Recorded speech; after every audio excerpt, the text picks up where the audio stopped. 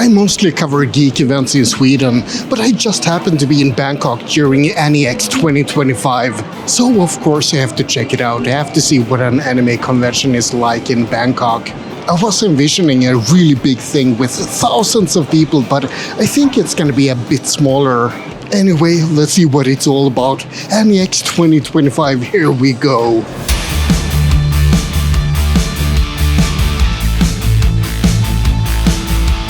People in Thailand are really good at lining up. It almost feels like a Swedish convention.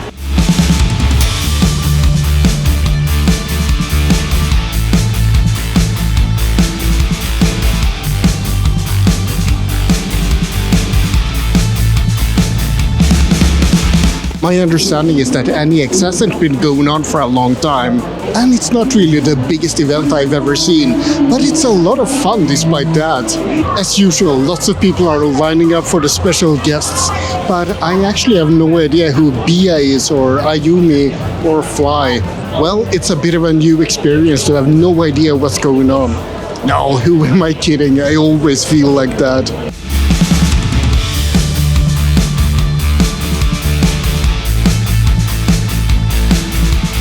People are lining up for something here as well, but I have no idea what. That's a bit of a problem actually, since I don't speak a word of Thai. Lots of important information from the main stage right now. I just wish that I knew what any of it was.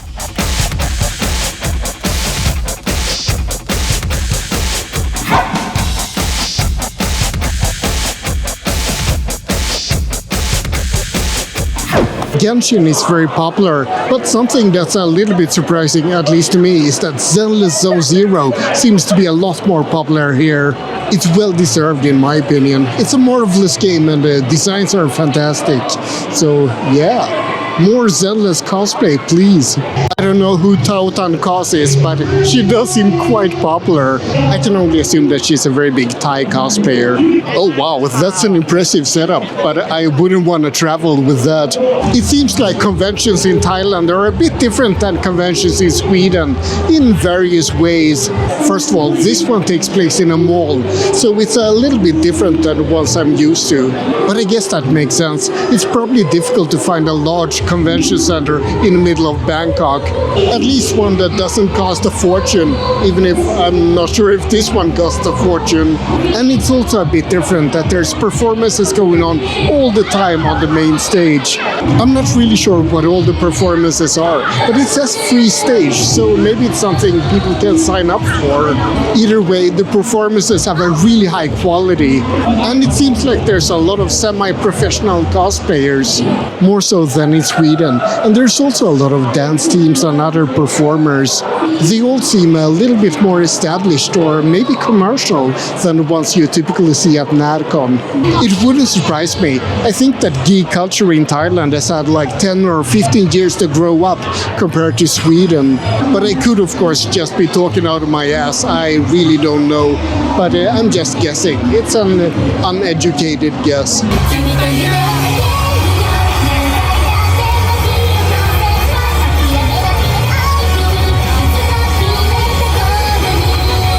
Uma Musume is of course extremely popular here as well as in the rest of the world.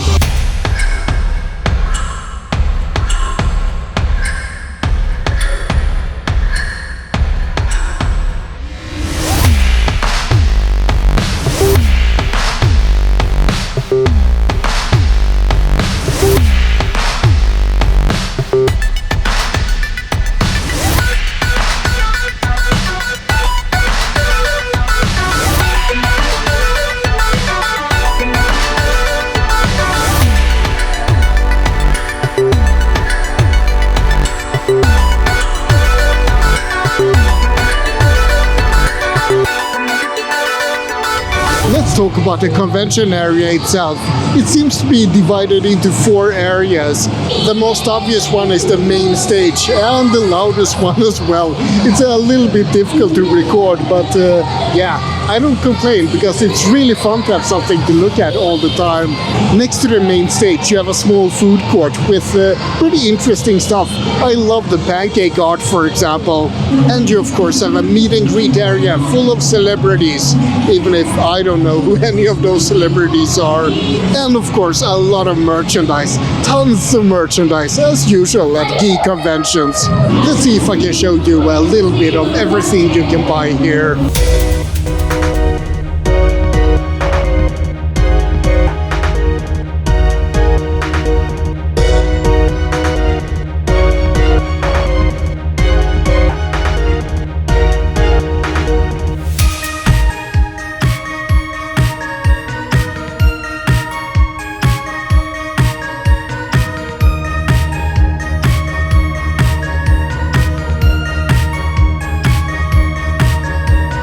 .3D printed figures. Maybe I really should get a 3D printer one of these days. I would fill my whole house with figures.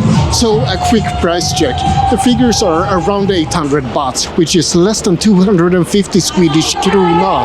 I mean, I said that I wouldn't buy any more figures, but I want to. Nothing too surprising about the different franchises here.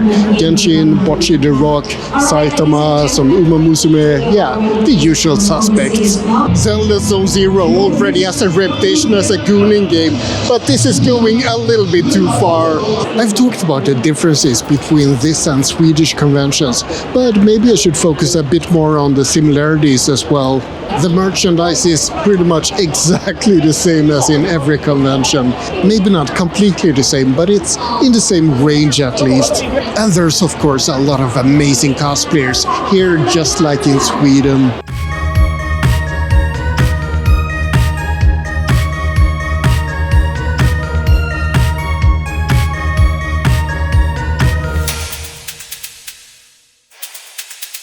But most of all, I think that the feeling is almost identical to conventions in Sweden. It's full of like-minded geeks who want to express their love for various franchises and fandoms, just like at home. If anything, coming here has made me even more convinced that geeks are all the same all over the world. So yeah, I think we should let the geekiness unite us all. It's a little bit embarrassing that I don't know who all the big cosplayers are. So apparently the Nefer cosplayer that I asked to film is Yuri Majo, who is on stage right now. Oops. I had no idea that she was one of the main guests here. There seems to be a Bandai live music festival as well at this event. I'm guessing with the artists Mindarin, True and Zack, if that main screen is to be believed. And there was actually a live concert yesterday as well at this very place. I had to check it out even if I'm not that familiar with all the artists. There was a lot of Digimon and Pokemon and stuff that I haven't really looked at. But something pretty cool was that voice actress that did Ash in the Japanese version of Pokemon was performing. So overall, really cool event. And I did get to hear some Naruto and other stuff I knew as well. This is the first time I've seen having a live VTuber on the main stage, but it's pretty cool, I have to say. There's a bit of confusion because everything has to be translated to Thai and she's speaking in English, but yeah, it still works out pretty well. Everyone is lining up for a group photo. It's looking pretty impressive like that. So many people. Thank you so much for coming to